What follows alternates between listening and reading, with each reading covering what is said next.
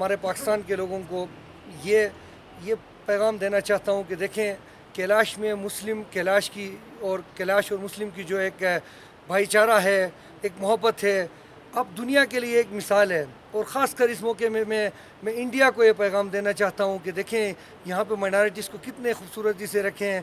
वो अपने इबादत गाँव में आज़ादी के साथ जा रहे हैं, वो अपने त्यौहार मना रहे हैं, अपने गिरजे में मंदिर में जाने के लिए वो आज़ाद हैं। लेकिन इसके निस्बत आप इंडिया में देख लें तो लोगों पे जुल्म हो रहा है, नमाज़ पढ़ते हुए लोगों को रोक रहे हैं, उन पे तशद्दुद कर रहे हैं, उनकी गाय की कुर्बानी पे उनको लोगों को कत्ल कर रहे हैं।